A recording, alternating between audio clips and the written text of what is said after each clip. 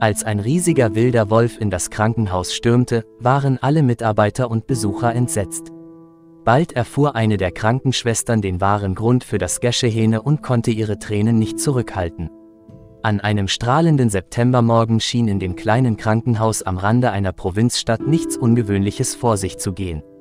Doch plötzlich rannte ein riesiger Wolf durch die offene Eingangstür und ließ alle Krankenhausmitarbeiter und zufälligen Besucher vor Angst an den Wänden kauern.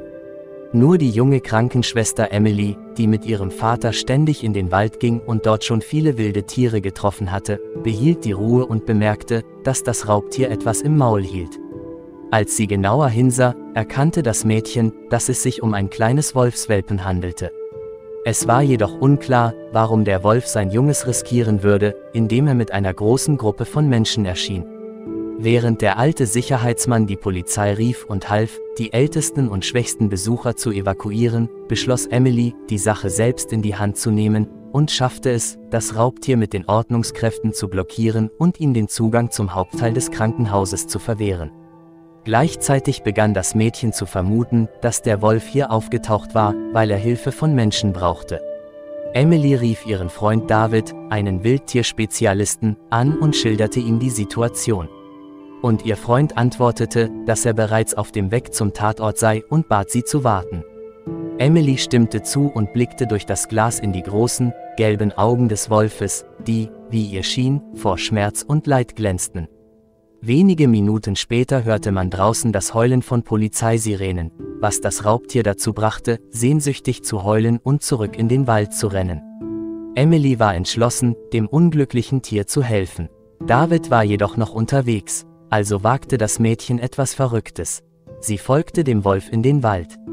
Das Raubtier bemerkte, dass eine einsame Person ihm folgte, und schien sich darüber zu freuen, versuchte, sie nicht aus den Augen zu verlieren, während es beharrlich in eine bestimmte Richtung streifte. Emily folgte dem Raubtier vorsichtig, versuchte aber, nicht zu nah heranzukommen, da sie befürchtete, dass das gerissene Raubtier sie in eine Falle locken wollte. Dieses ungewöhnliche Paar ging mehrere hundert Meter, als plötzlich eine vertraute Stimme hinter dem Mädchen ertönte. Emily drehte sich um und freute sich, David zu sehen, außer Atem, der, nachdem er entdeckt hatte, dass seine Freundin plötzlich aus dem Krankenhaus verschwunden war und ihre tapfere Natur gut kannte, sofort losgerannt war, um nach ihr zu suchen. Der Wolf mochte das Erscheinen des Mannes offenbar nicht und knurrte bedrohlich aus dem Gebüsch. Dann näherte sich Emily ihrem Freund und umarmte ihn, um dem Tier zu signalisieren, dass dieser Mann. Es würde ihm auch nicht schaden. Etwas beruhigt setzte der Wolf seinen Weg fort. Der Junge und das Mädchen versuchten, mit ihm Schritt zu halten. Nach einer Weile erreichten sie eine große Lichtung. In der Mitte sahen sie eine tiefe Grube, die eindeutig von Menschen zu einem unbekannten Zweck gegraben worden war. Der Wolf stand am anderen Ende der Lichtung und blickte sehnsüchtig in das klaffende Loch in der Erde. Es schien, als wolle er den Menschen etwas mitteilen. Die Kinder verstanden, dass die Antworten auf ihre stummen Fragen wahrscheinlich am Grund der Grube lagen. Sie fanden in der Nähe ein altes Seil, das von den Menschen zurückgelassen worden war, die ihre seltsame Grube offenbar nicht begraben hatten.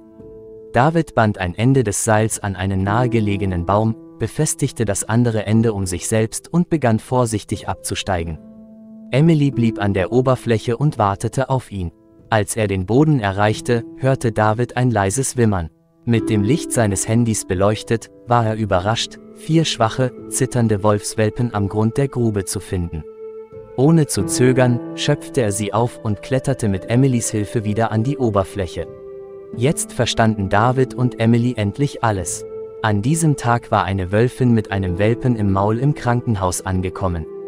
Sie suchte Hilfe, weil die anderen 4 tragischerweise in eine von Menschen gegrabene Grube gefallen waren. Die Kinder untersuchten die Welpen, die verängstigt und hungrig, aber zum Glück unverletzt vom Sturz waren. Sie trugen sie weg von der Grube und sorgten dafür, dass sie nicht wieder hineinfielen, und zogen sich dann vorsichtig zurück, um der ängstlichen Wölfin die Wiedervereinigung mit ihrem Nachwuchs zu ermöglichen. Eine Weile beobachteten sie die pelzige Familie aus den Büschen, um die Mutter nicht zu beunruhigen. Zufrieden, dass alle Welpen gesund waren und eifrig die Milch ihrer Mutter tranken, machten sie sich auf den Weg zurück in die Stadt und dachten über den verrückten Tag nach, den sie gerade erlebt hatten.